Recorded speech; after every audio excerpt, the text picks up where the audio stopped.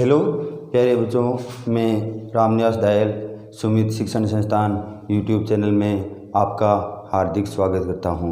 हमारी संस्था के द्वारा चलाए गए इस यूट्यूब चैनल में आपको 2-3 दिन से थोड़ी सी परेशानी हुई होगी, क्योंकि हमने किसी कारणवश से आपको वीडियो हैं वो अपलोड नहीं किए थे।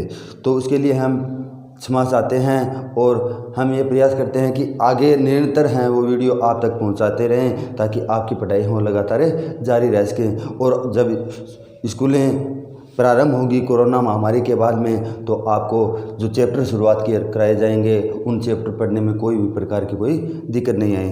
तो हमने आज से 4-5 दिन पहले एक आनुवंशिकता नामक एक चैप्टर था, उसकी कुछ परिभाषाएं की थी जो जोहान ग्रेगर मेंडल से संबंधित था। जोहान ग्रेगर मेंडल से संबंधित था। जोहान ग्रेगर मेंडल कहाँ के थे? ऑस्ट्रिया नामक शहर के थे। सन 1880 में उनका जन्म हुआ था।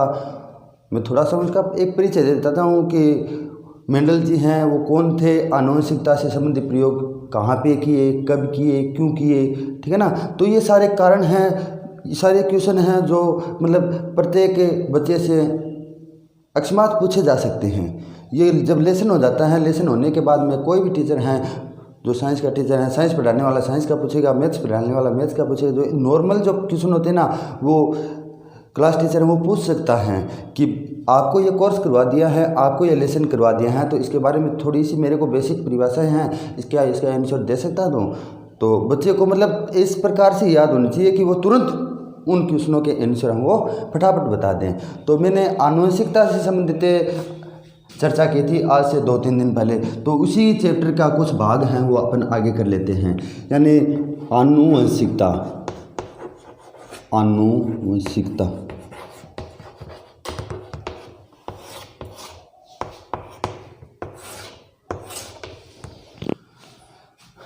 आनुवंशिकता के अंदर आनुवंशिक लक्षण थे, आनुवंशिकता थी और आनुवंशिकी थी, ठीक है। आनुवंशिक लक्षण कौन से हैं? जो माता पिता से यानी जनक से संतान के अंदर गमन करते हैं। जैसे बच्चा अगर पैदा हुआ है तो बच्चे के दाढ़ी मुचकाना, आवाज़ का भारी होना। अगर बच्ची पैदा हुई है तो बच्ची के जो आनुवंशिक गुण कौन कौन से हैं? स्तनों का विकास है, आवाज़ का पतली होना, इस प्रकार के। तो वो जनक से संतान के अंदर किस प्रकार से गमन करते हैं, ये सारे के सारा एक प्रयोग के द्वारा जोहान ग्रेगर मेंडल ने समझाया था सर्वप्रथम। और उन्होंने किस पर समझाया था? एक मटर का पौधा लिया था, बगीचे के अंदर एक मटर का पौधा लगा हुआ था, उस मटर के पौधे पे उसने प्रयोग कर ये आनुवंशिकता के बारे में समझाया। अब हम समझते हैं कि आनुवंशिकता के अंदर जो मटर का पौधा लिया था, उस मटर के पौधे में उसने संकरण किस प्रकार से करवाया। जो जनक पीढ़ी होती हैं, जनक के अंदर एक नर आता है और दूसरा मादा, यानी माता और पिता। तो उन दोनों के बीच में संकरण की क्रिया किस प्रकार से करवाई थी? तो संकरण की क्रिया को मेंडल ने 2 भागों में विभाजित कर दिया।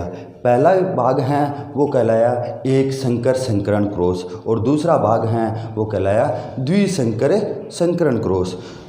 एक संकर संकरण क्रॉस और द्विसंकर संकरण क्रॉस में मटर के कौन से भागों को चुना? तो हमने लिखा था मटर के 7 लक्षण। मटर के 7 लक्षण जो मेंडल के द्वारा बताए गए थे कि तने की लंबाई है, लंबा और बोना, यानी एक प्रभावी था और दूसरा अप्रभावी था। उसी प्रकार से क्या थी? पुष्प की आकृति, पुष्प का रंग है। तो इस प्रकार से जो 7 रंग थे उनमें से एक प्रभावी था और एक अप्रभावी था। ये 7 लक्षण थे। उन 7 लक्षणों के आधार पर ही इन्होंने क्या किया? संकरण की क्रिया करवाई। तो 2 प्रकार की क्रिया करवाई थी। पहली थी एक संकर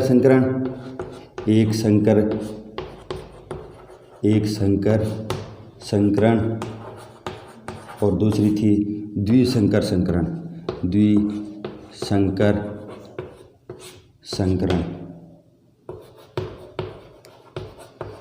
ठीक है ना। इन्हीं दोनों क्रॉस यानी इन्हीं दोनों क्रियाओं के बाद में उन्होंने क्या निष्कर्ष निकाला? इन दोनों क्रियाओं के बाद में उन्होंने 3 नियम बनाए थे। मेंडल ने अपने 3 नियम बनाए थे। वो कौन कौन से थे? पहला था प्रभाविता का नियम, दूसरा पृथक्करण का नियम और तीसरा स्वतंत्र अपव्यवन का नियम। तो इन तीनों नियमों का चयन है वो दोनों क्रॉस के माध्यम से ही उन्होंने किया था। तो सबसे पहले हम देखेंगे कि एक संकर संकरण क्रॉस क्या होता है। एक संकर संकरण क्रॉस क्या होता है, आज हम इसी की चर्चा करेंगे। एक संकर संकरण क्रॉस क्या होता है।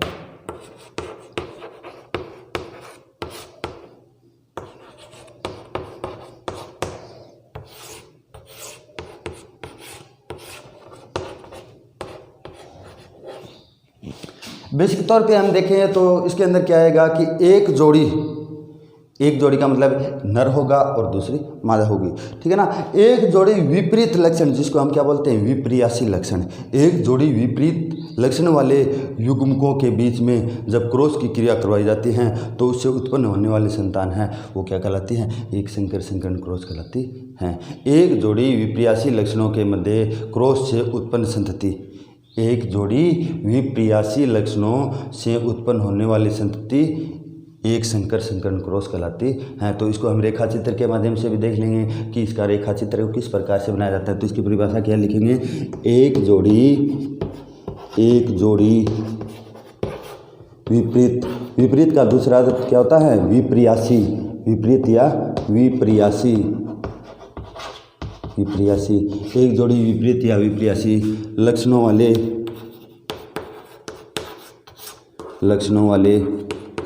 युग्मकों के मध्य क्रॉस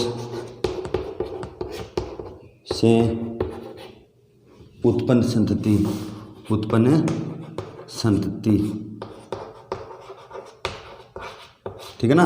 एक जोड़ी विपरीत या विपर्यासी लक्षणों वाले युग्मकों के मध्य क्रॉस से उत्पन्न संतति क्या कहलाती है, एक संकर संकरण क्रॉस कहलाती है। अब हम इसको रेखा चित्र के माध्यम से देखते हैं। एक जोड़ी कौन सा लिया था उसने मेंडल ने मटर के पौधे पे प्रयोग किया था, तो एक जोड़ी में कौन सा भाग लिया, एक तो लंबा ले लिया और दूसरा बोना ले लिया। अपने सामान्य तौर पे देखते हैं कि मटर का पौधा है, उसके पास में कोई पेड़ है, पेड़ के पास में जाकर के देखेंगे कि ये पेड़ तो लंबा है, दूसरे पेड़ के पास में जाकर के देखेंगे कि ये पेड़ है ये थोड़ा छोटा है, यानी ये पेड़ बोना है। तो लंबे पौधे का क्रॉस बोने पौधे के साथ में करवाया इन्होंने। तो हम क्या करेंगे, लंबा और बोना, ये दो प्रकार के इन्होंने क्या पौधे लिए और इन दोनों पौधों के बीच में क्या करवाया, संकरण की क्रिया करवाई। अब लंबा इसमें क्या है, लंबा प्रभावी और बोना क्या है, अप्रभावी, ठीक है ना।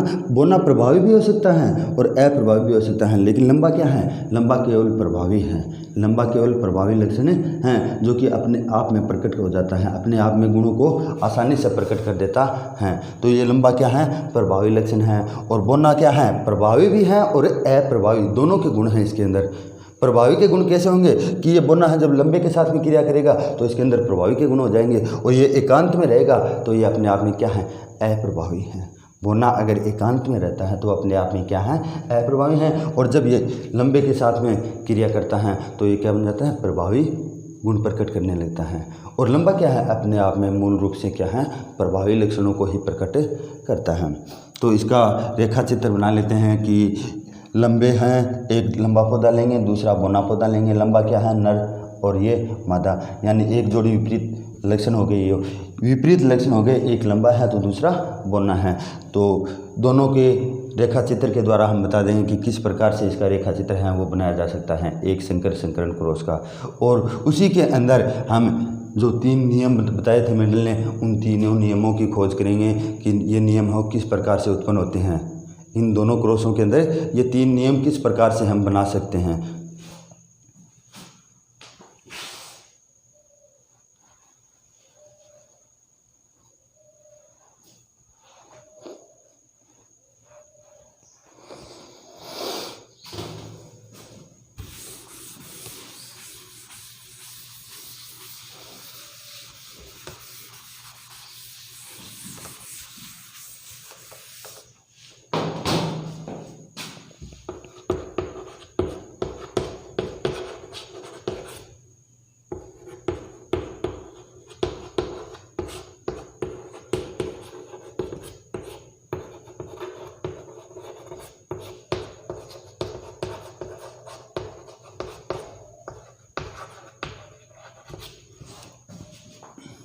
इसके अंदर एक संकर संकरण क्रॉस के अंदर मैंने लिखा है एक जोड़ी, यानी जो जनक हैं वह क्या होंगे, एक जोड़ी होंगे, जोड़े के रूप में होंगे। और उदाहरण के अंदर क्या लिखा है, एक लंबा पौधा और एक बोना पौधा।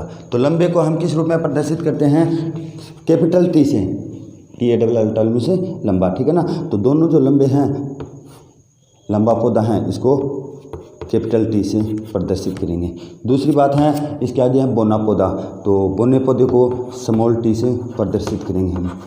बोना है यानी जो नाटा है उसको हम किससे प्रदर्शित करेंगे, स्मॉल t से। अब इनके बीच में क्या करवाया जाता है, क्रॉस। क्रॉस का मतलब क्या होता है, गुणांक निशान लगा देंगे, यानी इनके बीच में क्रॉस करवाया जाता है। क्रॉस करवाने पर क्रॉस कैसे होगा, मटर के पौधे में क्रॉस कैसे होगा, इसमें स्वपरागण की क्रिया पाई जाएगी। मटर के पौधे में क्रॉस किस प्रकार से होगा कि मटर के पौधे में क्या पाई जाती है, स्वपरागण की क्रिया पाई जाती है। लेकिन परपरागण हम इसके अंदर करा सकते हैं। स्वपरागण की क्रिया तो इसके अंदर पाई जाती है और परपरागण की क्रिया हमें करा सकते हैं। ये क्रिया पाई नहीं जाती है परपरागण की, करा सकते हैं। स्वपरागण की क्रिया ऑटोमेटिक इनके अंदर पाई जाती है। तो पहला क्या है, लंबा है, दूसरा क्या है, बोना है, ठीक है ना। और इनके बीच में क्या कराते हैं, क्रॉस करवाते हैं। तो ये क्या है, स्मॉल कैपिटल T हैं दोनों, ये दोनों क्या हैं, स्मॉल t हैं। अब इनको हम करेंगे तो क्या हो जाएगा, एक कैपिटल और एक स्मॉल हो जाएंगे, और इसको कराएंगे तो क्या हो जाएगा, एक कैपिटल और एक स्मॉल हो जाएंगे। इस प्रकार से हो जाएंगे। ये स्वपरागण की क्रिया है, ये क्या है, स्वपरागण की क्रिया है। ये क्रिया क्या है, स्वपरागण की है। यानी F1PD से पहले जो क्रिया होती हैं, F1PD तक की जो क्रिया होती हैं वो क्या है, स्वपरागण की क्रिया है, ठीक है ना। F1PD में किस प्रकार के पौधे हमारे को प्राप्त होते हैं, लंबे पौधे प्राप्त होते हैं, क्योंकि ये जो स्मॉल t है, ये स्मॉल t क्या है, प्रभावी और अप्रभावी दोनों गुण प्रदर्शित करता है। तो ये स्मॉल t है, ये कैपिटल T के साथ में मिलेगा, तो ये क्या दर्शाएगा, केवल प्रभावी गुण, केवल अपने प्रभावी गुणों को प्रदर्शित करेगा। तो यानी ये क्या है, प्रभावी लंबा है, और ये भी क्या है, प्रभावी लंबा है। यानी दो हमारे को प्राप्त हुए, एक कैपिटल और एक स्मॉल, आगे वाले में भी एक कैपिटल और एक स्मॉल, तो दोनों क्या हैं, प्रभावी लंबे के गुण को प्रकट कर रहे हैं। अब हम आगे क्या करेंगे, यानी इसकी द्वितीय पीढ़ी बनाएंगे। कौन सी द्वितीय, F2PD। ये पहली पीढ़ी थी F1, जिसको हमें प्रथम पीढ़ी बोलते हैं, और आगे वाली जो दूसरी पीढ़ी आएगी वो F2PD आएगी, उसे हम क्या कहेंगे, द्वितीय पीढ़ी के नाम से जानेंगे। उसके अंदर क्या होगा, परपरागण की क्रिया होगी, उसके अंदर परपरागण की क्रिया होगी।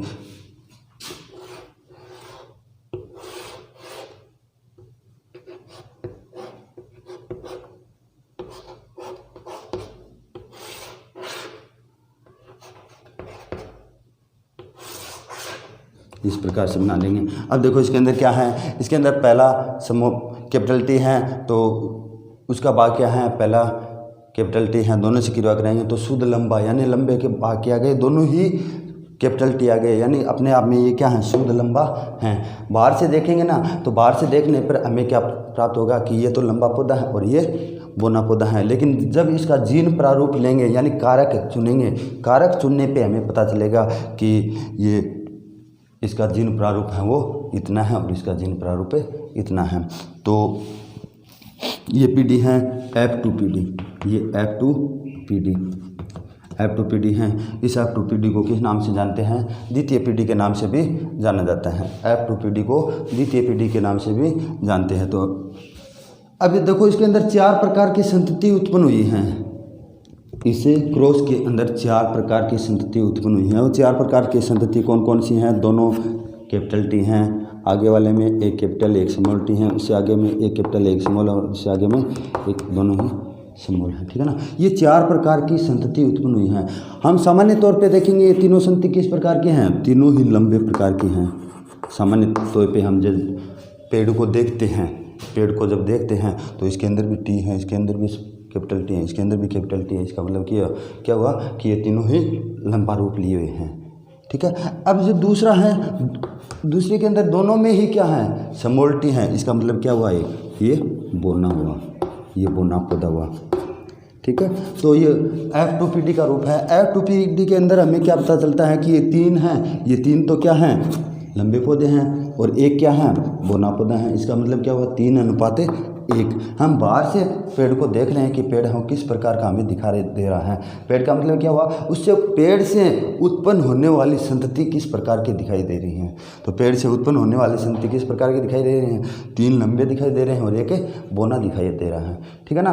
तो ये 3:1 क्या हो गया, इसका लक्षण प्रारूप हो गया, 3:1 हैं, इसको हम क्या बोलेंगे, लक्षण प्रारूप अनुपात बोलेंगे, लक्षण प्रारूप अनुपात बोलेंगे। तो लक्षण प्रारूप अनुपात अगर पूछ लें एक संकरण क्रॉस के अंदर कितना है लक्षण प्रारूप अनुपात, तो हम क्या बताएंगे, 3:1 बताएंगे।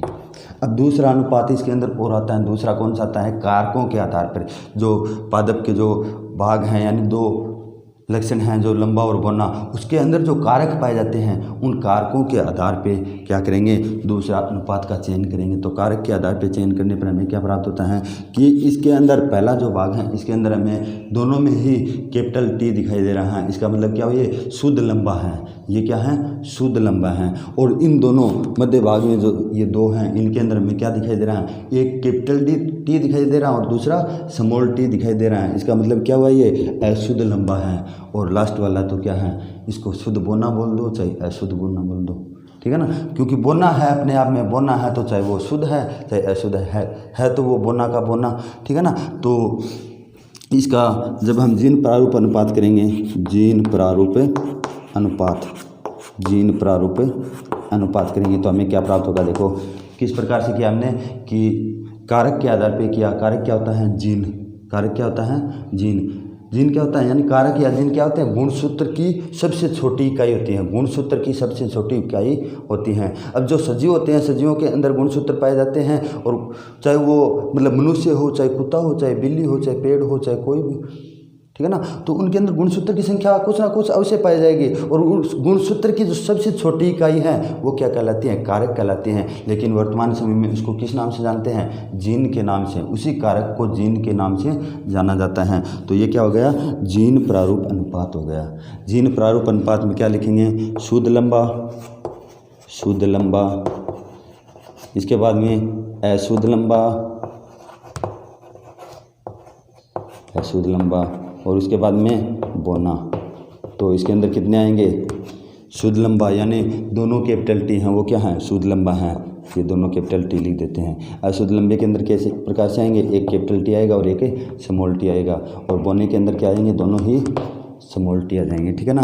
तो अब इसके ऊपर वाले में देख लो कि दोनों कैपिटल T कितनी बार लिखे हुए हैं, एक बार लिखा हुआ है, ठीक है ना, तो 1 हो गया। अनुपात, एक कैपिटल और एक स्मॉल कितनी बार लिखे हुए हैं, ऊपर 2 बार लिखे हुए हैं, तो इसके आगे 2 लिख देंगे। और दोनों स्मॉल t कितने बार लिखे हुए हैं, 1 बार लिखे हुए हैं। तो हमारा जीन प्रारूप में कितना प्राप्त हुआ, 1:2:1 प्राप्त हुआ। यानी कारक के आधार पर हमें संकरण से उत्पन्न संतति का जब अध्ययन करेंगे तो हमारे को 1:2:1 में प्राप्त होगी, ठीक है। तो मैं आपसे आशा करता हूँ कि आपको ये वीडियो है बहुत ही पसंद आया होगा। अगर हमारे द्वारा इसमें कुछ गलती है तो आप कमेंट बॉक्स में हमें उस गलती के बारे में अवगत कराना, ताकि आगे अपलोड किए जाने वाली वीडियो में उसमें कुछ सुधार कर सकें। अगर आपको कुछ समझ में नहीं आता है तो भी आप दोबारा कमेंट बॉक्स में जाकर के लिख करके हमसे पूछ सकते हैं। और एक बात ज़रूर ध्यान रखना, लाइक ज़रूर करना, हो सके तो अपने मित्रों को, अपनी सहेलियां हैं जो बराबर की दूसरी संस्था के अंदर पढ़ती हो या अपनी संस्था के अंदर, उनको शेयर, अधिक से अधिक मात्रा में शेयर करना है वीडियो को। और वीडियो को एक बेल आइकन का बटन है उस पर क्लिक जरूर करना, ताकि आगे जो अपलोड किए जाने वाले जितने भी हमारी संस्था के द्वारा अपलोड किए जाने वाली वीडियो हैं आपको आसानी से मिल सकें। धन्यवाद।